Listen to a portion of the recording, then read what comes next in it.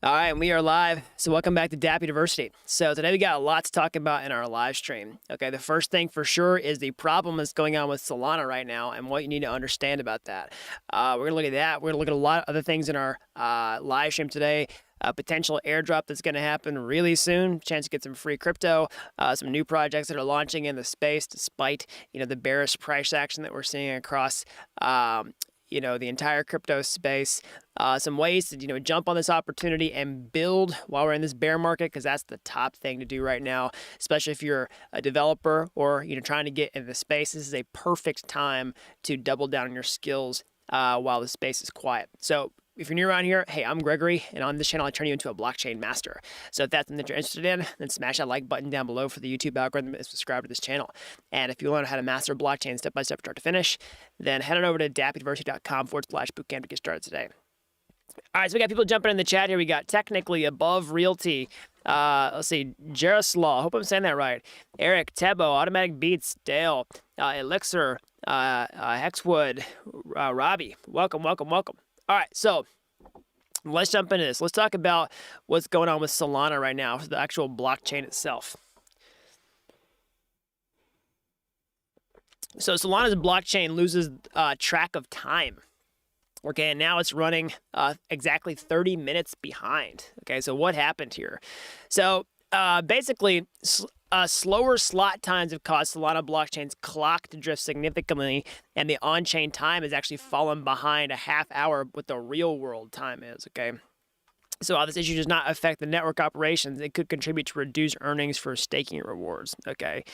So basically, what you have to understand here is, like, when you're talking about computers being able to keep track of time, blockchains do it a certain way, and then, like, normal computers, like a web server or something like that, or even your own system computer just does it a different way.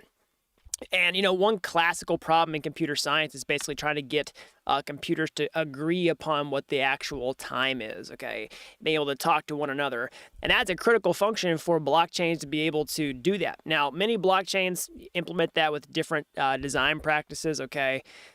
And but regardless of how it works, it's really imperative for that particular thing to be accurate, because at the end of the day, if you want to be able to schedule, like, when something happens at a certain date in the future and be able to do that reliably, then you have to have a mechanism that does that. Now, let's look at some potential solutions to this, okay? So, the good news is this is not affecting really any source of truth for the actual transaction on the Solana blockchain itself. So it doesn't have any impact on network performance. Transactions on the network, however, will show timestamps that are different from, like, wall clock time, all right? So one potential issue with this, though, is that the slot time is 400 milliseconds, but the value is almost doubled to about 746 milliseconds, according to the data from the Block Explorer that is posted there, okay? So also the other good news is this is not something that's going to impact the staking rewards for people who are staking cryptocurrency on the Solana ecosystem either. So basically, like, if you have Solana staked, I don't think it's going to affect any payouts that you're going to have with that, okay? So let's talk about some points on this. So basically, one of the reasons I want to bring this up is not to, like, dunk on Solana or anything like that. So if anybody's been watching this channel for a while, I want to clarify what my stance is on, like, the technologies that I choose to focus on and, like, Solana and all that type of stuff. So, basically, I focus pretty hardcore on Ethereum-based technologies, primarily Ethereum itself. So why is that? Okay, so basically, Ethereum has been around for a very long time in terms of, like, blockchains. It's, where the largest developer ecosystem is. It's got the largest network adoption out of any blockchain. Of course, a lot of people hate on it because it's slow, it's expensive, all that type of stuff. But, we have solutions to those problems, which, clearly outlined in this channel. We get layer 2 scaling solutions, Ethereum 2.0 coming in the pike. That's not going to fix the gas fees, but it is going to help eventually with scalability, okay? But let's not just talk about, like, crypto investment. That's not where I'm trying to come at this, right? I'm not talking about this cryptocurrency versus that cryptocurrency. Mostly I'm talking about technologies because, basically, at the end of the day, like really my mission for everybody who's watching this channel is to help them, get skills to, further themselves in the blockchain space. And where you invest your time and learning skills is super critical. So, you want to go to an ecosystem that's got, some longevity to it. That's not quite as new, where things are like breaking all the time, and that has, established ecosystem. And that's one of the reasons I focus so much on Ethereum. That's one of the reasons I use it in the first place. So, and people ask me all the time, should you learn Rust? Should you learn Solidity? Should you do this? Should you do that? Well, basically, my stance is always that Solidity is a lot easier for beginners to get into compared to Rust, all right? And then also, you want to get into an ecosystem where there's a ton of developer demand, and also you don't want to get into an ecosystem where you can't get yourself out of problems whenever you get stuck. And so, that's kind of one of the reasons that I focus so much on Ethereum is that you can get all those benefits, and you're not talking about a chain that is like, going down. We've seen a lot of that with Solana recently. We've seen some of these network outages. There's still a lot of things that have to be solved before it's ready to be like, kind of trustworthy, big time of production. And in their defense, like they call it a mainnet beta. So also, full disclosure, I'm not saying like I'll never, support Solana tutorials or anything like that on this channel. Or that, I think Solana is a bad, technology that's never going to take off. That's not what I'm saying. What I'm talking about is from a risk reward perspective of somebody who's trying to say, hey, where should I invest my time and my skills? Then, my sort of my guidance as someone with a lot of experience in this space is to go where there's longevity and that there's, consistency and uptime and all that type of stuff. And that's definitely what you're getting with Ethereum. At the end of the day, you can use the Ethereum knowledge to many, many different blockchains. So anyways, sometimes you have to see these things happen in real time in order to get why it's important, all right, to invest your skills in technology that's, reliable. So that being said, just to kind of go with fairness, I'm not trying to dunk on Solana or anything like that. We did have an issue on the Ropsten test network for Ethereum. It's an issue, air quotes. It's not really a problem, but I'll bring that up because people were talking about it yesterday. So basically, Ethereum miner tries to expedite the testnet merge by 2 weeks. So, Ethereum supports multiple different test networks. We get the Ropsten test network, the Rinkeby test network, the Goerli, I think that's how you say it, Kovan, all these different test networks, right? It's basically, these are environments where developers can push their smart contracts, play around without having to risk any real money. And basically, they're simulating the Ethereum 2.0 merge on the test networks really soon, okay? That's the final step. Again, we're transitioning from Ethereum 1.0 to Ethereum 2.0. And basically, we have a beacon chain that's getting set up and it's going to get merged back in the main chain. We're practicing that on the test networks before we do it for real on the main networks. So basically, with the merge, it's going to be like, how do you decide when we're going to merge? Because again, we're talking about blockchains and time and how Solana's clock fell backwards. Well, in that, I was kind of talking about how different chains that keep track of time, you can do it. You can set dates in the future with block time, or you can do it with something called total terminal difficulty, which is what they're going to do for the merge. Now, it's going to be an approximation of a date. You don't exactly know when it's going to be. It's not really a specific date. It's just whenever the certain difficulty of the network gets to a certain point, they're going to perform a certain action. Okay. So on the test network, they were doing this, and basically miners started spending some cash to start basically accelerating towards that total terminal difficulty, and we're trying to make the merge happen before the estimated early date in June. So some people think that the miners were just trying to troll the merge. Some people think it was somebody with a large short position open for ETH was trying to basically manipulate the network to accelerate the merge on the test network before it's supposed to happen. Now, there's a lot of FUD around this, okay? I don't think it's an issue for the actual mainnet merge because no one would be able to control that amount of hash power to accelerate the total terminal difficulty on the actual beacon chain. It would be absolutely insane amount of money. So I'm not worried about that for the actual ETH 2.0 merge. Like I said, I've seen some FUD around that, but yeah, it's almost kind of comical in the test network. So, speaking of which, I actually saw something pretty cool For all the developers that want something to kind of play around with, I don't have the actual code for this, but I'll put a link to it and down in the description below. Let's see here. So I saw this pop up on Twitter. I'll put a link to it. But this is a cool smart contract. Basically, is a cool smart contract that lets your friends, bet on when the Ethereum merge is actually going to happen. Okay, all with raw Solidity code. Okay, without having to actually need some sort of external oracle to verify that source of truth. So this is pretty cool if you want to get deep into the code and see how you do these type of things. Okay, so I'm going to paste a link to that down in the description below. So let's kind of take a look in here. So this is a merge bet escrow. So it's an escrow contract where you deposit some cryptocurrency and you all are going to bet. You're going to both put money in the same pot. And then if something happens, winner takes all. So let's see here. So you can offer your bet. You can withdraw the offer, accept the bet, settle the bet. Okay. Have we merged yet? So this is where the secret sauce is. All right. So basically, is the block difficulty greater than 2 to the 64, or is the block difficulty equal to 0? Okay. So basically, this is how you code into a smart contract whether the merge has happened. Because again, we're talking about total terminal difficulty here. So the difficulty opcode gets renamed this. So this helps you figure that out. Okay. And then basically, like this is the secret sauce. Like you could have some sort of betting contract, and that's what it is. You basically have some sort of boilerplate betting contract that handles all the betting behavior: offer bet, withdraw offer, accept bet, settle bet, and then this is how you settle the bet. So I thought that was pretty cool. I'll put a link to it in the live chat replay if y'all want to play around with that. Somebody says last night's masterclass was fire. Awesome. I'm glad you all liked it. Yeah, we had an awesome NFT masterclass. Did our NFT drop.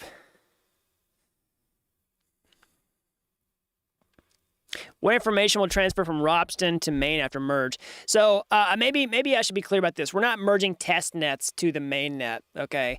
Basically, the merge is going to happen with the beacon chain, which is this brand new blockchain that's being set up. That's going to get merged into the main Ethereum chain. Everything will get merged. Both the chains will get merged in that case. But test networks, like just test network information is getting merged.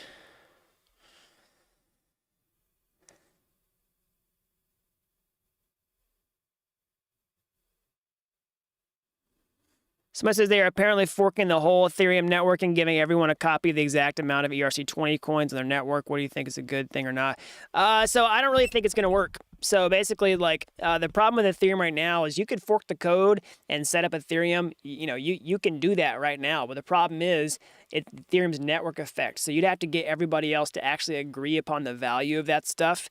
So for example, if you wouldn't necessarily be able to redeem those coins on a cryptocurrency exchange because they're not going to honor that necessarily, right? Like if you wanted to cash out on Coinbase, why on earth would Coinbase let you do that? So we have all these stable coins on top of the Ethereum network right now, like USDC, for example. So they're only going to say hey, this is the official USDC. So we're not going to honor this forked copy of Ethereum that has all these, random copycat coins that nobody actually values. Now you might be able to get away with, trading stuff on Uniswap in your own ecosystem, but how are you actually going to, convert that into something else of value?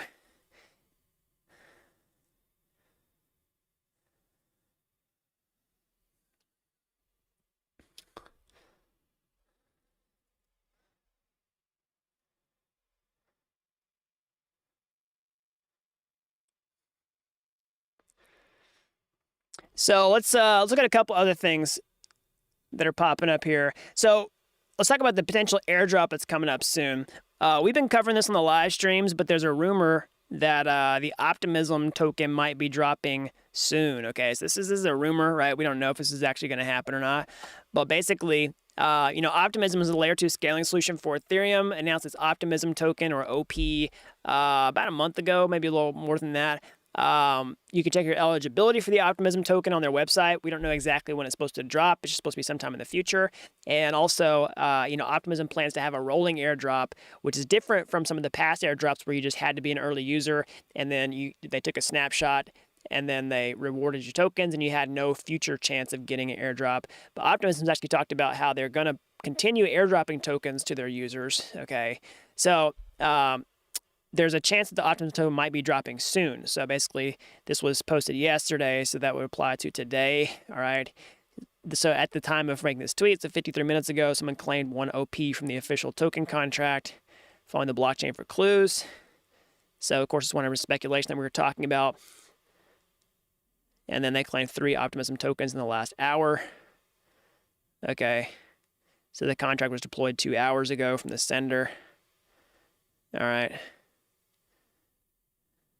So we'll see. We'll see if that happens. I'll put a link to the tweet here. So I think what's going to be cool is, who knows how long the sort of crypto bear market that we're in is going to last. But the coolness thing is, I think we're still going to see a ton of opportunities pop up. All these airdrops that are happening. Ethereum layer 2s are really forcefully advancing. Okay, and I think we're going to see more airdrops. I think we'll probably see an Arbitrum airdrop relatively soon in the grand scheme of things. That is some speculation. Okay, I don't have any kind of insider information. I'm not connected with the team. Anything like that. But the whole playbook is here. This is a perfect time to use stuff while the space is not so crowded. Okay, especially even just doing stuff on the Ethereum mainnet's a lot cheaper than it was just a few months ago. And so if you want to do things like bridge over to Ethereum layer 2s, like now is a perfect time to do that, because, if you want to pay gas fees to move your funds, it's going to be so much cheaper. And then if you've got all that reputation on these layer 2s like Arbitrum and they decide to do an airdrop, then that could be huge. Okay. So, now is a perfect time to start thinking about all that type of stuff. And like I was saying before, we're still seeing lots of projects launch on a weekly basis. Of course, it's not as hypey as it was a few months ago, but I've still been checking, daily the trending contracts on chain. All right. I guess this is part of my daily research. I've got a link to this down in the description below if you want to get access to this. But basically, we're still seeing huge sums of money flow in on a daily and weekly basis to some of these new projects. All right. So, lots of NFTs, lots of tokens. So let's just look at a couple here. Again, I'm not shilling any of these projects. I'm not telling you should buy any of these. This is just my research process and how I find out about new things, because I don't spend all day on Discord.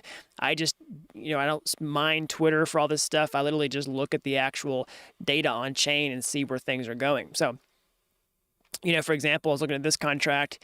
So what is this? This is a Huxley Comics NFT. I mean, I find about new NFT projects all the time that I would have never otherwise known about. Okay. So, we can see the project here. Basically, this is issue 4 of a comic book collection. Okay. So you can do the connecting the wallet and mint. All right.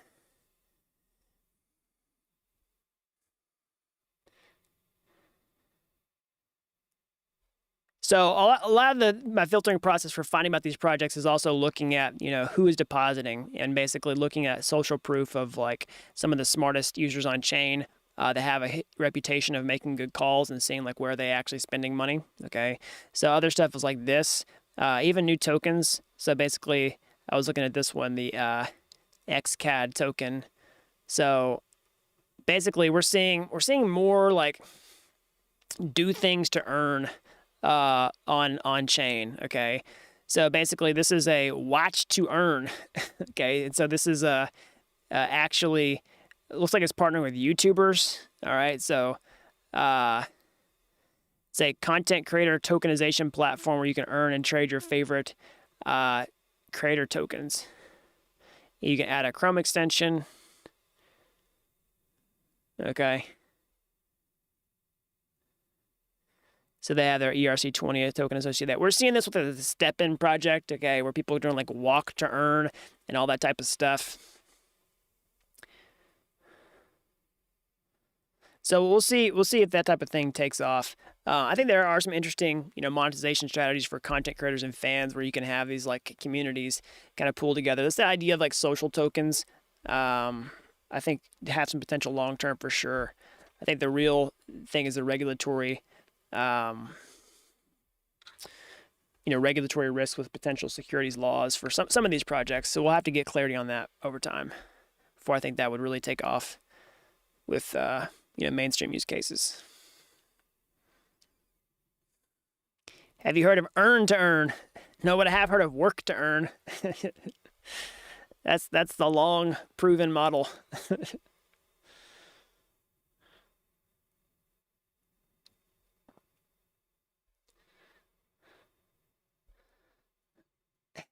Somebody says, yeah, they don't like walk to earn.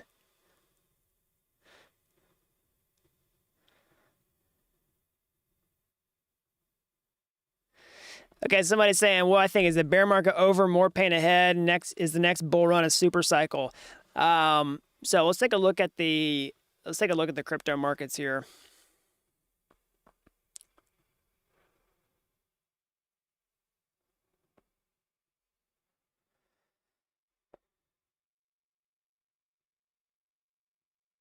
So yeah, we're in a sea of red across pretty much everything, right?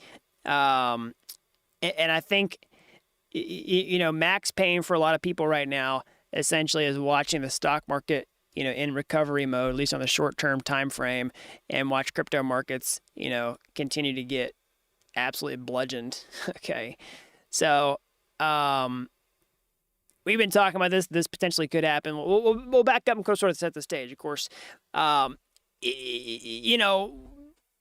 everything started tanking basically at the end of last year. So, November, December was essentially the top for pretty much everything: crypto, stock market, and then basically after we saw policy changes with the central bank of the United States raising interest rates, quantitative tightening, all the bubblish activity popped across the board. Okay.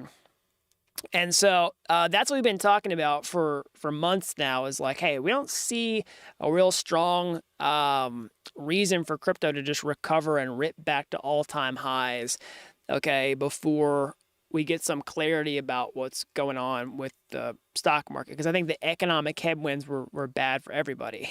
Now, we also talked about how while they were both correlated to the downside, there's no reason to think that they would necessarily be correlated to the upside. And I think that's what we're really seeing play out right here, at least on the shorter term time frames, okay? Where essentially we're seeing a little bit of recovery in stocks. Again, I'm not saying it's the bottom for stocks and that we have a full-on reversal or anything like that. But we are seeing that right now. We're not really seeing crypto follow suit.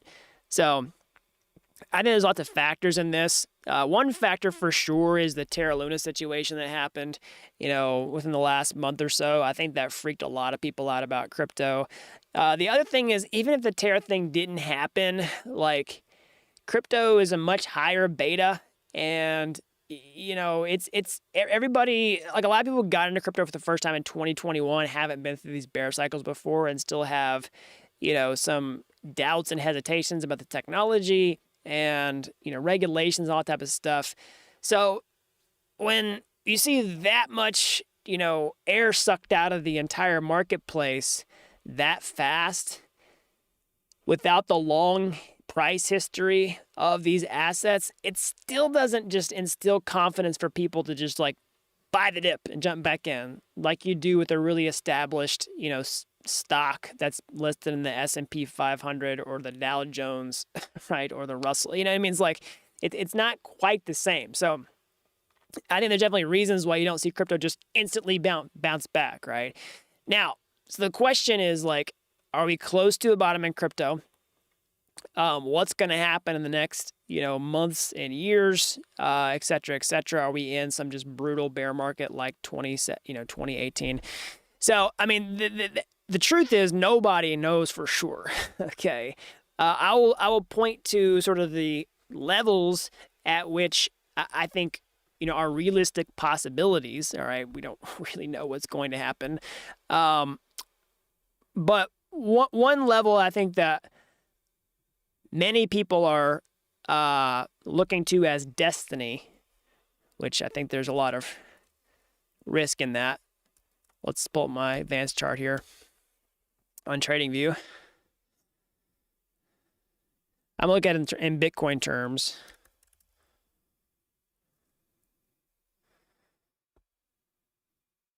Let's see if I can put my moving averages so that you can illustrate this and see it.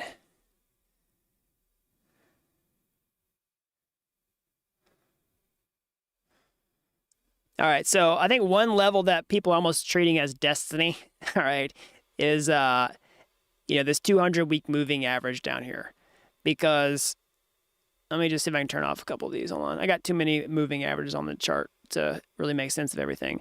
But so you can see this level down here where basically Bitcoin has come down and kissed this level or wicked below it in pretty much every past bottom, okay?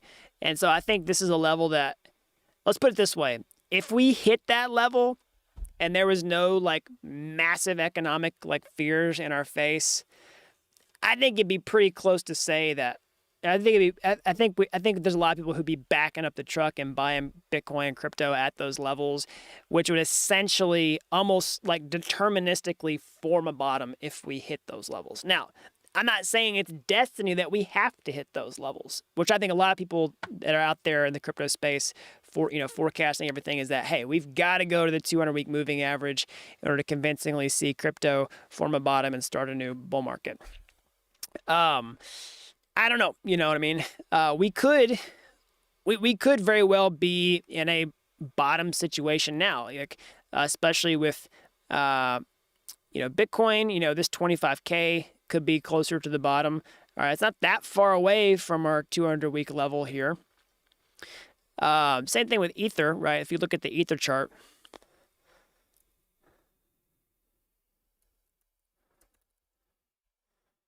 Let me pull up my Ether chart here.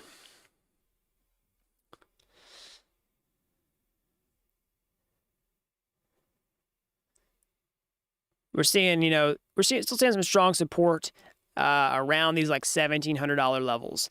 So the whole point is like whenever you get to a certain valuation, there's enough buying pressure where people are like, hey, I still believe in stuff for the long term. I want some at this price. So, for that reason, we could be closer to a bottom with these levels. Now, I'm not saying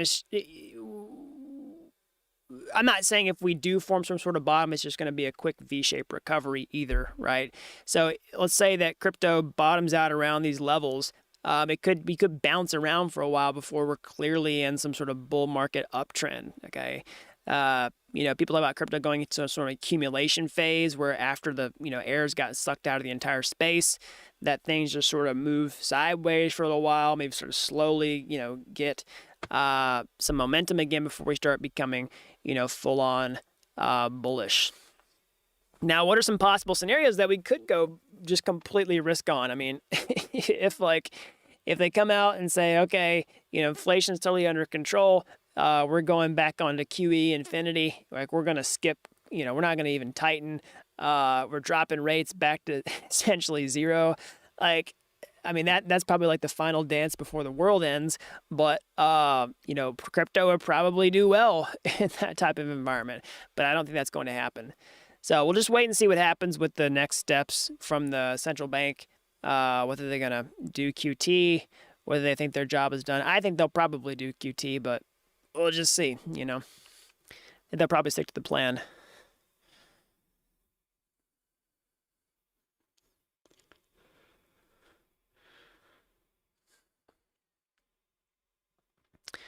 Let's see here.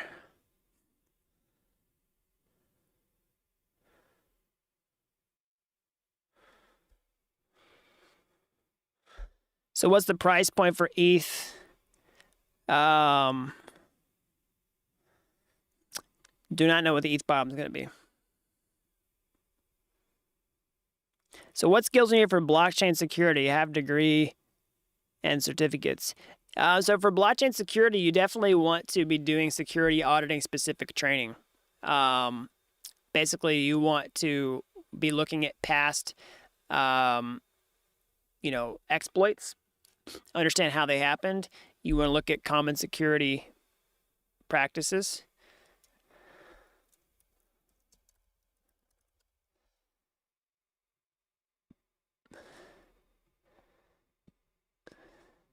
One resource that you can look at here is this. All right. So you normally try to keep the show family friendly around here. For anybody with kids watching, I will read the name here, but it's called Damn Vulnerable DeFi. Okay, so offensive security playground for decentralized finance. Okay, so you can kind of get an idea of how this works and see like some actual vulnerabilities in real time.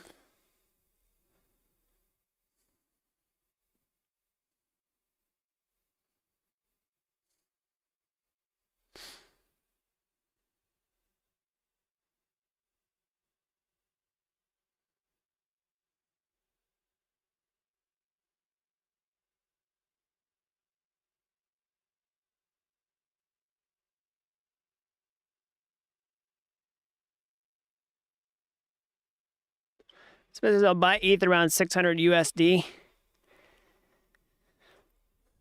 Might be waiting for a long time for that one. I mean, I'm not gonna say never, but I don't think ETH's going to $600. How much of a price drop would that be? Let's see here. I'm doing the calculation on my phone here.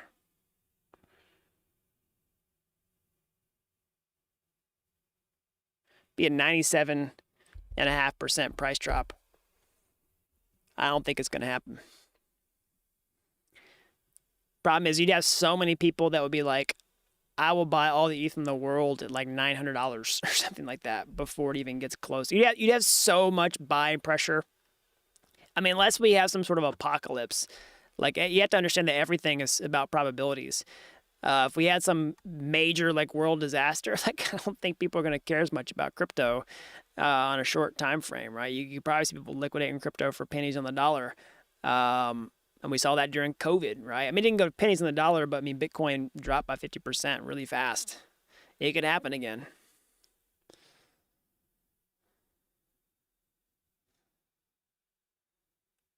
Somebody says if Vitalik goes missing. I mean, the good thing about Vitalik is I think he's very intentionally tried to remove himself from the sort of being the figurehead of ETH. I think he definitely is trying to, be the creator and then like, hey, I did this, but then like really encourage people to step up because I mean, he is about decentralization. He is about trying to reduce a single point of failure to the entire thing where Ethereum can succeed without him. I think that's really smart, and he's tried to do that rather than make it like just a personality cult and needing Vitalik to succeed.